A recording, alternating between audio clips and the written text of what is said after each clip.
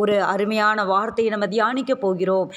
இந்த வார்த்தையினுடைய தலைப்பு என்ன அப்படின்னு சொன்னால், ரெபேக்காளின் முக்காடு என்கிற தலைப்பிலே நம்ம தியானிக்க போகிறோம். ரெபேக்காளின் முக்காடு என்ன? இந்த முக்காடு என்கிற காரியங்கள் இன்று நமக்கு ஒரு கேள்வியாக இருக்கும். இந்த சத்திய வார்த்தைகளுக்குள்ள நம்ம செல்லலாம். ரெபேக்காளின் முக்காடு இந்த தலைப்புக்கு ஆதாரமாக ஆதியாகமம் 24வது அதிகாரத்தில் 65வது வசனத்தை நான் வாசிக்கிற கவனிங்க. ஆதியாகமம் 24வது அதிகாரம் 65வது வசனம். ஊழியக்காரனை நோக்கி, அங்கே வெளியிலே நமக்கு எதிராக நடந்து வருகிற அந்த மனிதர் யார் என்று கேட்டால், அவர்தான் என் எஜமான் என்று ஊழியக்காரன் சொன்னான். அப்பொழுது அவள் ஒட்டகத்தை விட்டு இறங்கி முக்காடிட்டு கொண்டாள். முக்காடு போடுகிறாள். யார் இவள்? ரெபேக்காள் ஒட்டகத்தை விட்டு இறங்கி முக்காடு போட்டுக்கொள்கிறாள். இந்த கதை நமக்கு நல்லா தெரியும். என்ன இந்த காரியம் அப்படின்னு சொன்னால், ஆபிரகாம் தன்னுடைய முதிர் வயதிலே தன்னுடைய விசாரணை கர்த்தன் வீட்டிலே இருக்கிற விசாரணைக்காரனாகிய எலியேசரை அழைத்து, என்னுடைய ஜனத்திலே நீ என் குமாரனுக்கு ஒரு பெண்ணை பார்க்க வேண்டும், என்னுடைய இனத்தில் தான் நீ பார்க்கணும், ஈசாக்குக்கு ஒரு பெண்ணை நீ தெரிந்து கொள்ளணும் என்று சொல்லி அனுப்புகிற அந்த காரியங்கள். அங்கே அந்த எலியேசர் சில காரியங்களை பெற்றுக்கொண்டு உச்சிதமான வஸ்துக்களை சுமந்து கொண்டு 10 ஒட்டகங்களின் மேல் அந்த சகல உச்சிதங்களையும் சுமந்து கொண்டு ஆபிரகாம் என்ன சொன்னாரோ அந்த இன்ஸ்ட்ரக்ஷனை எல்லாம் வாங்கி கொண்டு அதை ஃபாலோ பண்ணிட்டு அப்படியே கடந்து வருவார். ஆபிரகாம் சில காரியங்களை சொல்லியிருப்பார். நீ என் இனத்தாரிடத்திற்கு தான் போகணும், என் இனத்தாரிடத்திற்கு தான் போகணும், அங்கே தான் என் குமாரனுக்கு பெண்ணை கொள்ள வேண்டும் அப்படின்னு சொல்லி. இவருக்கு சில டவுட் வரும் எலியேசருக்கு. ஒருவேளை அந்த பெண் என் பின்னாடி வர மனதில்லாமல் இருந்தால் நான் என்ன பண்ணணும் அப்படின்னா, என் குமாரனை மாத்திரம் நீ அங்கே கூட்டிகிட்டு போகக்கூடாது, அதற்கு நீ எச்சரிக்கையாக இருந்துக்கோ, பெண்ணை தான் நீ இங்கே கூட்டிகிட்டு வரணும், ஆமாம் நீ இங்கே கூட்டிகிட்டு வரணும் என்று சொல்லி ஆண்டவர் ஆபிரகாம் அனுப்புகிற அந்த காரியங்களை நம்ம பார்க்க முடியும். ஈசாக்கு யாருக்கு அடையாளம் அப்படின்னு நம்ம பார்த்தோம் அப்படின்னு சொன்னால், அநேக பரிசுத்தவான்களை இயேசு கிறிஸ்துவுக்கு நிழலாட்டமாக வைத்திருப்பதை நம்ம பார்க்க முடியும். அநேக பரிசுத்தவான்களை இயேசு கிறிஸ்துவின் நிழலாக வைத்திருப்பதை வேதத்தில் நம்ம பார்க்க முடியும். இப்போ ஈசாக்கை பாருங்க, ஈசாக்கு யாருடைய அந்த நிழலாட்டமாக இருக்கிறார், யாருடைய நிழலாக காணப்படுகிறார் அப்படின்னு சொன்னால், இயேசு கிறிஸ்துவின் நிழலாக காணப்படுகிறார். சில காரியங்களை நம்முடைய தெளிவுக்காக பார்ப்போம். ஆபிரகாம் இடத்துல ஆண்டவர் பேசுவார், உன்னுடைய ஏக சுதனும் நேசபுத்திரனும் உன்னுடைய ஒரே குமாரனும் ஆகிய பிள்ளையை நீ என்ன பண்ணு, எனக்கு நீ பலி கொடுக்கணும், நீ கிளம்பி வா, மோரியா மலைக்கு நீ வா அப்படின்னு சொல்லிட்டு இந்த காரியங்களை எல்லாம் எடுத்துக்கொண்டு வரும்போது விறகுகளை சுமந்து கொண்டு அந்த மலையின் மேல் ஈசாக்கு ஏறுவதை பார்க்க முடியும். ஆண்டவர் சிலுவை சுமந்து கொண்டு கொல்கொதா மலையின் மேல் ஏறிய காட்சியை நம்ம அப்படியே நம்ம கண்களுக்கு முன்பாக கொண்டு வருவோம். அதே போல் அங்கே அடிக்கப்படும்படி அங்கே ஈசாக்கை கொண்டு போகும்போது காரியங்கள் என்ன நடக்கிறது? அங்கே ஒரு ஆட்டை ஆண்டவர் காண்பிக்கிறார். ஈசாக்கு இயேசு கிறிஸ்துவுக்கு முன்னடையாளமானவன். இங்கே ரெபேக்காள் அழைத்து கொண்டு வரப்படுகிறாள். ரெபேக்காளுடைய காரியம் பாருங்கள், ரெபேக்காளுடைய குணாதிசயங்கள். எலியேசர் பெண்ணை கொள்ளும்போது அவர் சில காரியங்களை ஆண்டவரிடத்தில் முன்னிறுத்துகிறாரு. நான் இப்போ போவேன், எந்த பெண் நான் கேட்டோன்னு அந்த தண்ணி கொடுக்குறாளோ, எந்த பெண் இந்த காரியத்தை செய்கிறாளோ அந்த பெண் தான் அப்படின்னு சொல்லிட்டு அந்த காரியங்களை எலியேசர் வைப்பான் பாருங்க. அப்போ என்ன நடக்கும் அப்படின்னு சொன்னால், அந்த இடத்துல அழகா அந்த நேரத்திலேயே என்ன நடக்கும் அப்படின்னு சொன்னால், ரெபேக்காள் என்ன பண்ணுவா அப்படின்னு சொன்னால், தன்னுடைய குடத்தை எடுத்துக்கொண்டு அவள் வருகிறத நம்ம பார்க்க முடியும். ஆமாம், ஊருக்கு புறம்பே ஒரு தண்ணீர் துறவண்டையிலே தண்ணீர் முள்ள ஸ்திரீகள் புறப்படுகிற சாயங்கால வேளையிலே ஒட்டகங்களை மடக்கி தனக்குள்ளே சொல்லி கொண்டது என்னவென்றால், ஆதியாகமம் 24வது அதிகாரத்தில் பார்த்தீங்க அப்படின்னு சொன்னால் 11வது வசனத்தில் இந்த காரியங்களை எலியேசர் அவர் சொல்லிக்கொள்வார். ஆமாம், அவர் இந்த காரியங்களை சொல்லிக்கொள்ளும்போது, என் எஜமானாகிய ஆபிரகாமுக்கு தேவனாயிருக்கிற கர்த்தர் இன்றைக்கு நீர் எனக்கு காரியம் சித்திக்க பண்ணி என் எஜமானாகிய ஆபிரகாமுக்கு தயவு செய்யுங்க, ஒரு காரியமாக நான் புறப்பட்டு வந்திருக்கிறேன். என்ன காரியம்? ஈசாக்குக்கு பெண் கொள்கிற காரியம். ஈசாக்குக்கு பெண்ணை தேர்ந்தெடுக்கணும். ஆபிரகாம் சொல்லி சொல்லியிருக்காரு, என்னுடைய எஜமான் சொல்லியிருக்கிறாரு, என்னுடைய ஜனத்தில் தான் நீ எடுக்கணும்னு சொல்லியிருக்கிறாரு.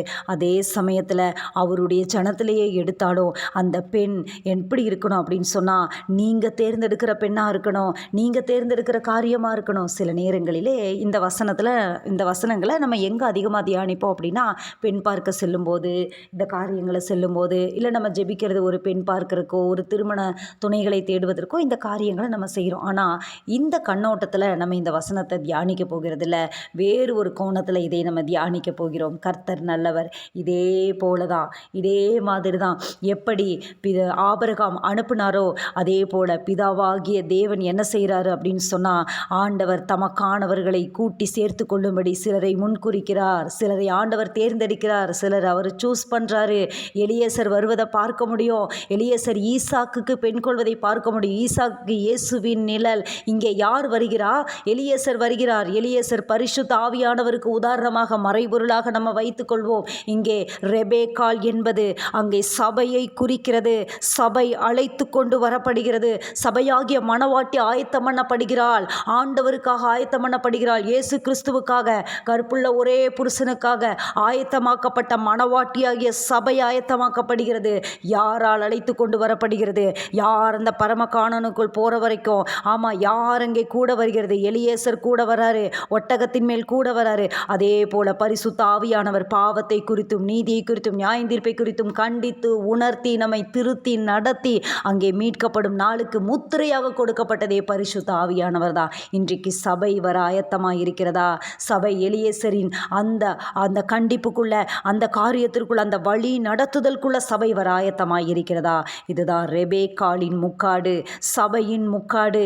சபை அந்த காரியத்தை சந்திக்க ஆயத்தமாக இருக்குதா? அந்த காரியங்களை கரெக்டாக இருக்குதா?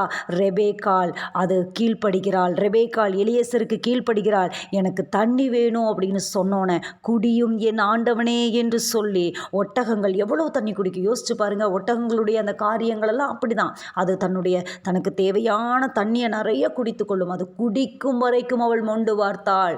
இது எதை குறிக்கிறது? சபை உபத்திரவத்தில் பொறுமையாக இருக்கணும். சபை வருகிறது உண்மைதான், தண்ணீர் மொள்ள சபை வருகிறது. ஆண்டவருடைய அந்த காரியத்திற்குள்ள உடன்படிக்கைக்குள்ள சபை வந்ததுக்கு பின்னாடி அது என்ன செய்யணும் அப்படின்னா, சில சகிப்புத்தன்மைகள் சபைக்கு இருக்கணும், சில பொறுமைகள் இருக்கணும், சில குணாதிசயங்களை எதிர்பார்க்கிறத தேவனாய் அவர் இருக்கிறார். சில சட்ட திட்டங்கள் நமக்கென்று உண்டு, சில காரியங்கள் நமக்கென்று உண்டு. ஏதோ நம்ம ஆண்டவர் தெரிஞ்சுக்கிட்டோம், ஆண்டவர் தான் உண்மையான தெய்வம் அப்படின்னு நம்மளுக்கு தெரிஞ்சிருச்சு அப்படிங்கிறதுனால எப்படி வேணாலும் நம்ம நடந்து கொள்ளலாம் என்பது அல்ல. சபைக்கு சில சட்ட திட்டங்கள் உண்டு, சில ஃபார்முலா உண்டு, சில காரியங்கள் உண்டு, சில நியமங்கள் உண்டு, சில தீர்மானங்கள் உண்டு, சில கட்டளைகள் உண்டு. அந்த கட்டளைகளின்படி நடக்கணும். வசனம் சொல்லுகிறது, என் கட்டளைகளின்படி நடக்கிறவன், என் வார்த்தைகளின்படி நடக்கிறவன், நான் சொல்லிய இந்த வசனத்தை கேட்டு இவைகளின்படி நடக்கிறவன், இவன் மாத்திரம்தான் பரலோக ராஜ்யத்துக்குள் பிரவேசிப்பான். ரெபேக்காள் வந்தது உண்மைதான். ரெபேக்காள் அந்த குடத்தை தோள் மேல் வைத்துக்கொண்டு தண்ணீர் மொள்ள புறப்பட்டு வந்தது உண்மைதான்.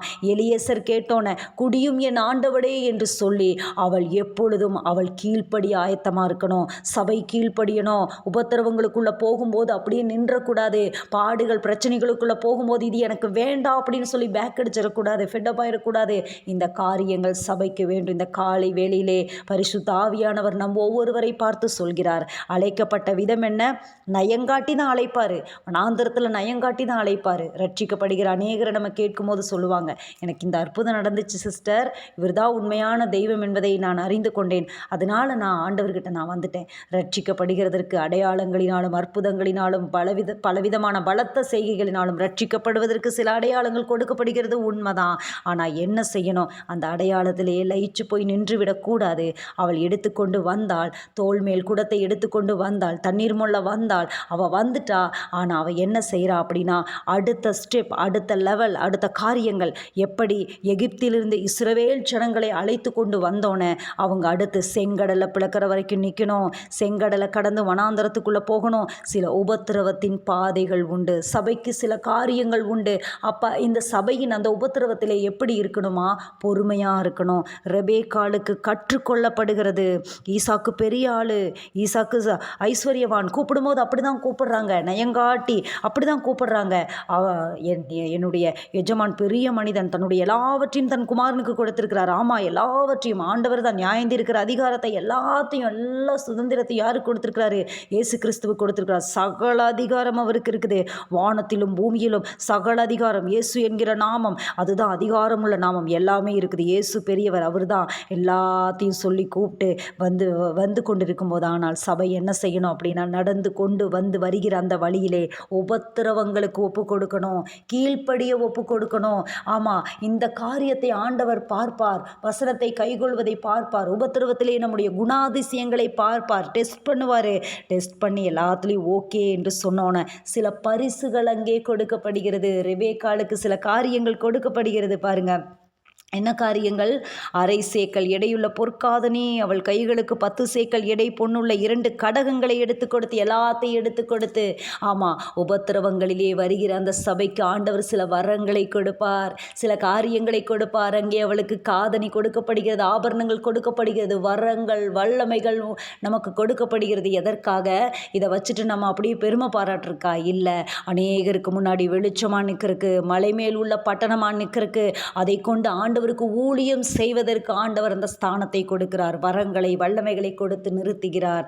ரெபேக்காள் அழகா வர்றா, சபை அழகா வருது, கடந்து வருது, ஒத்துக்கொண்டு வருது, தேவ பிரசன்னத்திற்குள்ள வருது.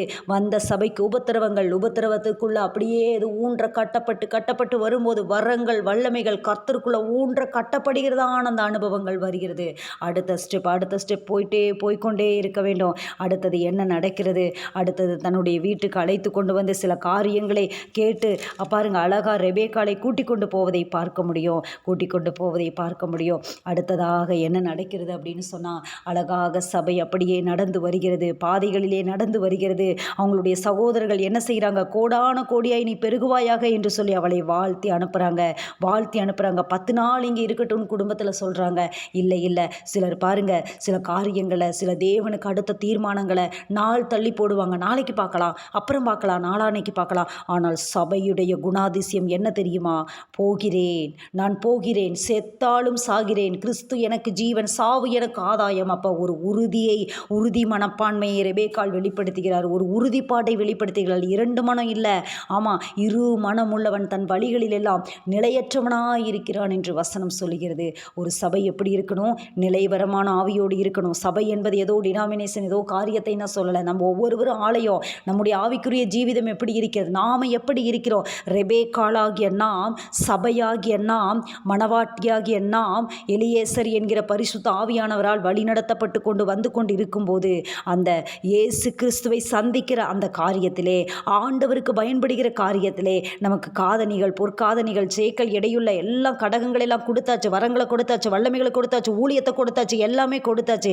ஆனால் சில காரியங்களை நாளைக்கு பார்க்குறேன், நாளான்னைக்கு பார்க்குறேன், 10 நாள் கழித்து பார்க்குறேன், அப்புறம் பார்க்குறேன் என்று சொல்லி சில காரியங்களை தாமதப்படுத்தும் போது நமக்கான காரியங்கள் அங்கே தாமதப்படுகிறது. தாமதங்கள் தேவனுக்கு பிரியமில்லாத ஒரு காரியம். இன்றைக்கே இரட்சணிய நாள், இன்றைக்கே செய்ய வேண்டியதை இன்றைக்கே ஆண்டவர் அந்த மாதிரி காரியங்களை ஆண்டவர் எதிர்பார்க்கிறார். ஒருவேளை நம்மகிட்ட கொடுத்த காரியங்களில் ஆண்டவர் பலனை எதிர்பார்க்கிற தேவன். தாளந்து ஊமையில பாருங்க, அந்த தாளந்து கொடுக்கப்பட்ட அந்த மனிதன் என்ன செஞ்சான்? அவன் போய் புதைச்சு வச்சுட்டான். ஆனால் 5 வாங்கினவன் 10 மாற்றினான், 2 வாங்கினவன் 4 மாற்றினான், ஆனால் 1 வாங்கினவன் புதைத்து வைத்தான். ஆண்டவர் கணக்கு கேட்கிறார். அந்த காரியங்களை நம்மால் பார்க்க முடியும். இன்றைக்கு நாம் எப்படி இருக்கிறோம்?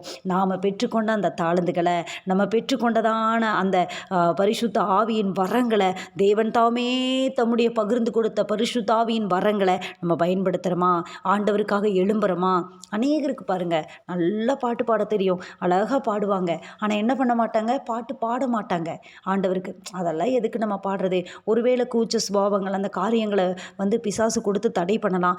இந்த இடத்துல நம்ம ஒன்று யோசிக்கணும். என்ன காரியம் அப்படின்னா, சபை என்ன பண்ணணும் அப்படின்னா, அது முன்வர வேண்டும், தைரியமாக முன்வரணும். அநேக பெண்கள் அந்த இடத்துல, கன்னி பெண்கள் வந்திருப்பாங்க. அந்த சாயங்கால வேளையில் பெண்கள் தண்ணீர் முள்ள வருகிறதான அந்த நேரத்தில் தான் எலியேசர் போனார். அநேகர் வந்திருப்பாங்க. ஆனால் இவளுக்குள்ள மட்டும் ஒரு வெளிச்சம் வருது.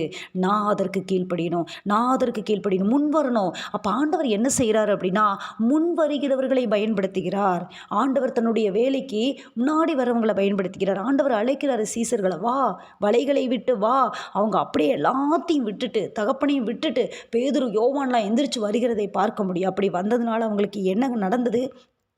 பின்னாடி வெளிப்படுத்தின விசேஷத்தில் பாருங்கள், 12 அப்போஸ்தலருடைய நாமங்கள் அந்த அஸ்திபார கற்களின் மேல் எழுதப்பட்டிருந்தன என்று வெளிப்படுத்தின விசேஷம் 21வது அதிகாரம் சொல்லுகிறது. அப்போ என்ன செய்யணும்? விட்டுட்டு முன் வரணும், ஆண்டவருக்காக முன்னாடி வரணும். ஒரு சின்ன காரியமாக இருந்தால் கூட, ஒருவேளை ஒரு தாளந்தாக இருக்கலாம் ஆண்டவர் நமக்கு கொடுத்தது. அப்போ நம்ம அதை யூஸ் பண்ண என்ன ஆகும் அப்படின்னு சொன்னால், அது இன்க்ரீஸ் ஆகும். தேவனுக்காக பயன்படுத்தப்படணும். சபை ஆண்டவர் கொடுத்த அந்த தாளந்துகளை பயன்படுத்தணும். உங்களுக்கு வேறு எந்த காரியமே இல்லையா? சிலருக்கு மற்றவர்களோடு கூட நல்ல ஒரு பேசுகிற ஒரு காரியத்தை, ஒரு புத்தி சொல்கிற ஒரு காரியத்தை ஆண்டவர் கொடுப்பார். ஒருவேளை அந்த காரியம் நமக்கு கொடுக்கப்பட்டிருக்கிறதா, அந்த காரியத்திற்குள்ள சபை செல்லணும், அந்த காரியத்திற்குள்ள போகணும். நான் இந்த காரியத்தை ஆண்டவர் எனக்கு கொடுத்துருக்கிறாரு, என்ன தாளந்து உங்களுக்கு கொடுத்துருக்கிறாரு, அதை எடுத்து பயன்படுத்த சபை பழகி கொள்ளணும். அப்படியே போவதல்ல கிறிஸ்துவ ஜீவியம். அப்படியே ஏனோ தானோ என்று நான் எந்திரிச்சேன், காலையில் ஒரு ஜெபம் பண்ணினேன், அவ்வளவுதான் இல்லை. உங்களுக்கு என்ன கொடுத்துருக்கிறார் பயன்படுத்த கற்றுக்கொள்ளணும். பெருகும் பரிசுத்த வாழ்க்கை எப்படி இருக்கும்? பத்திரமா பாதுகாக்கப்படும். எலியேசரால் நடத்தப்படுகிற அனுபவம் அதுதான். ரெபேக்காள் அதற்கு கீழ்ப்படிந்தாள். நாம் கீழ்ப்படுகிறோமா? இந்த காலை வேளையிலே பரிசுத்த ஆவியானவர் நம் ஒவ்வொருவரோடும் கூட இடைப்பட்டு கொண்டிருக்கிறார். யாரும் தேவனுடைய ராஜ்யத்திற்கு அற்பமானவர்களாக ஆண்டவர் யாரையும் பார்க்கறதில்ல. அவர் பாரபட்சமுள்ள தேவனே அல்ல. எல்லாரையும் ஒரு நோக்கத்தோடு படைத்திருக்கிறார். எல்லார் கையிலையும் ஒரு காரியத்தை கொடுத்திருக்கிறார். எல்லாருக்குள்ள சிறப்பான கூட அதிசயங்களை ஆண்டவர் வைத்திருக்கிறார். அதனால் நமக்கு கொடுத்த காரியங்கள் என்ன கண்டுபிடிக்கணும், சபை கண்டுபிடிக்கணும். நமக்கு என்ன காரியத்தை கொடுத்துருக்கிறாரு எடுத்து பயன்படுத்த ஆயத்தமாக இருக்கணும். 10 நாள் நான் இங்கே இருக்கிறேன்னு சொல்லி ரெபேக்காள் இருந்திருந்தா அப்படின்னு சொன்னால், அந்த 10 நாளில் ஏதாவது சம்பவம் நடந்திருக்கும். அந்த காரியங்கள் அங்கே முடிஞ்சிருக்கும். அவள் ஈசாக்கை திருமணம் பண்ணியிருக்க முடியாது. அந்த கற்ப பிறப்பிலிருந்து தான் அப்படியே இயேசு கிறிஸ்து வருவதை நம்மால் பார்க்க முடியும். அங்கே கட்டப்படுகிறது. கோடானு கோடியாய் நீ பெருகுவாளாக. அந்த பெரிய ஸ்தானத்தை அவள் இழந்து போயிருப்பாள். இன்றைக்கு அநேகர் தங்களுடைய ஸ்தானங்களை இழந்து கொண்டிருக்கிறாங்க.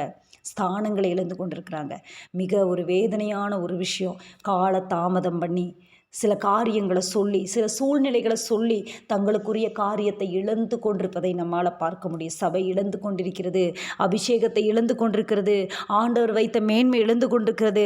அற்ப பாவ சந்தோஷங்களுக்காக தனக்கு கொடுக்கப்பட்டதான நம்ம எதை செய்யணுமோ அந்த டார்கெட்டை அச்சீவ் பண்ணாமல் அந்த காரியத்தை விட்டு விடுகிறது. சபை ஏமாந்து போயிடுது.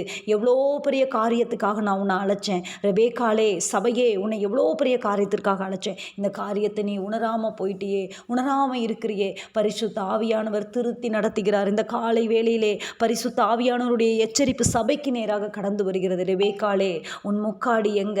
உன் முக்காடு அது பாதுகாப்பை குறிக்கிறது. கர்த்தருக்குள்ள இருக்கிற ஒரு உடன்படிக்கை குறிக்கிறது.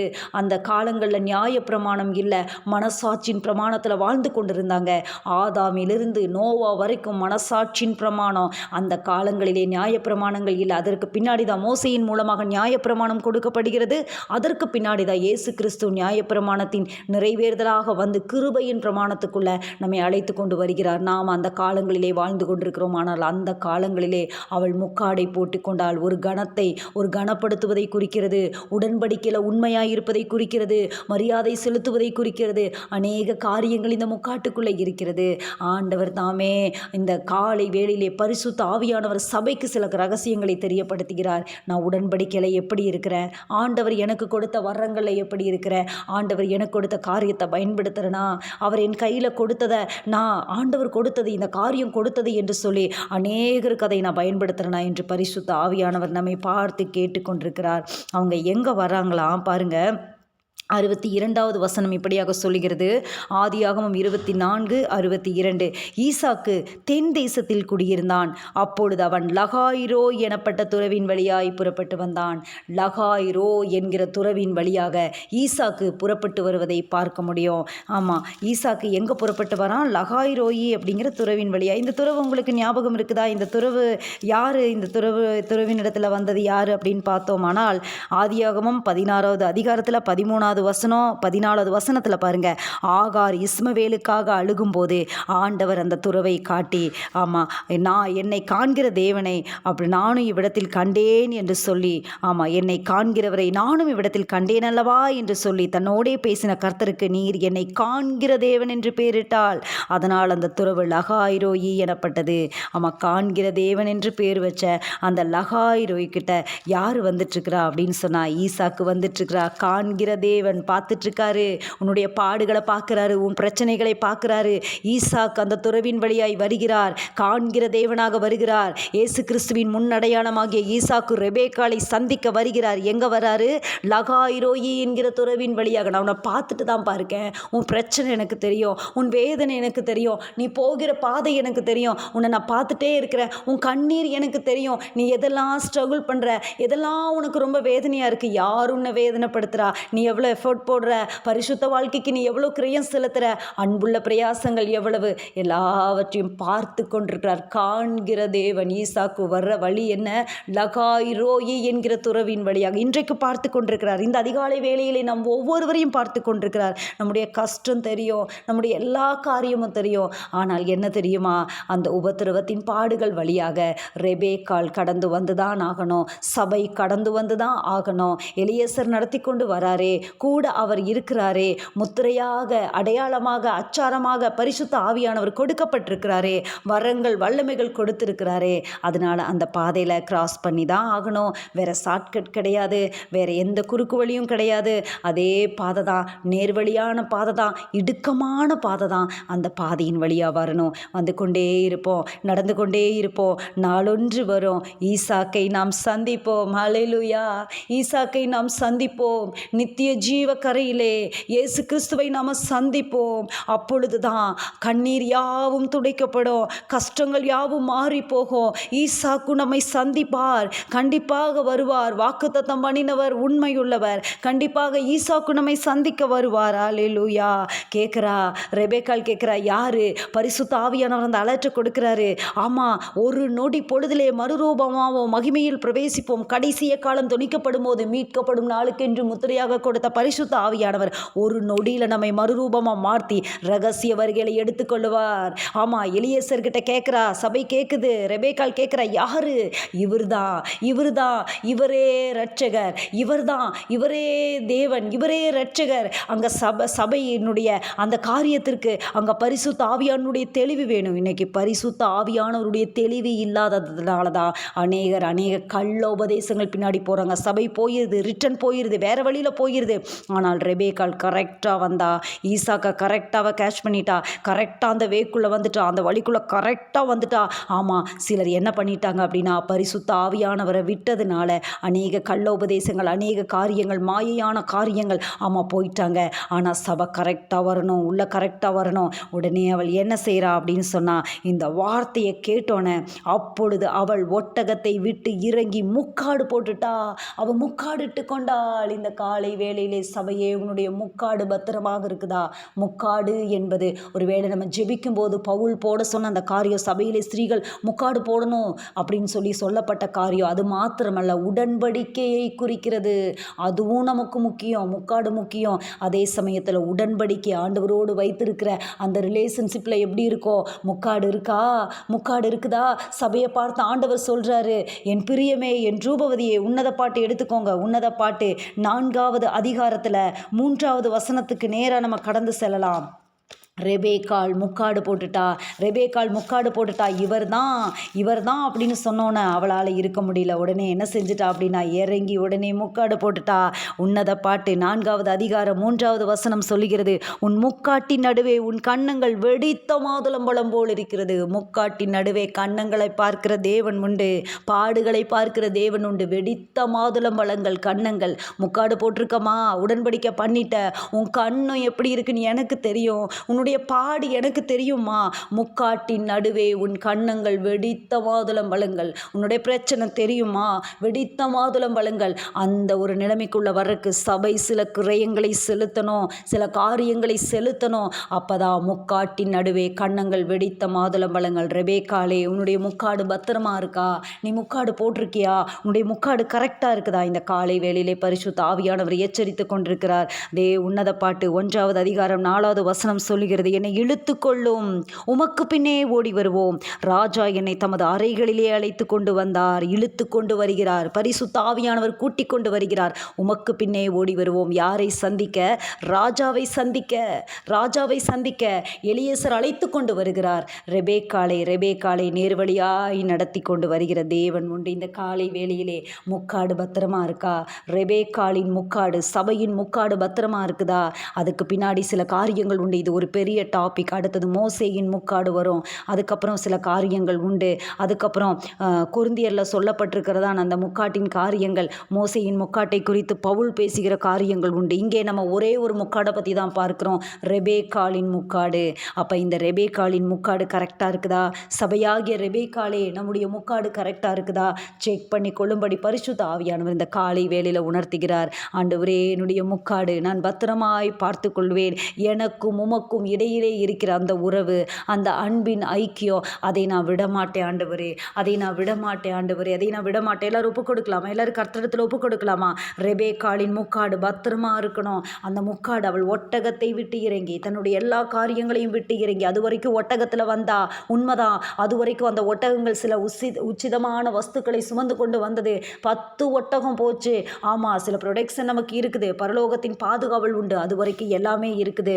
ஆமாம், ஒரு நாள் ஒன்று வரும். ஆண்டவர் அழைக்கிற அந்த நேரத்தில், ஆண்டவர் நம்மை கூப்பிடுகிற அந்த நேரத்தில் கரெக்டாக நம்ம என்ன பண்ணணும் அப்படின்னா, கடைசி எக்காலம் தொனிக்கப்படும்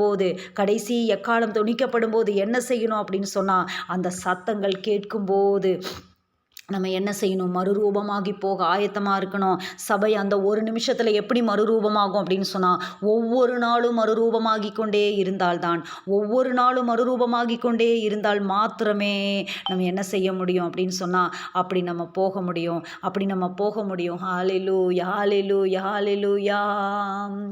நேர்வழியாய் என்னை நடத்துவார், நீதியின் பாதையில் நடத்துவார். நேர்வழியாய் என்னை நடத்துவீர், நீதியின் பாதையில் நடத்துவீர்.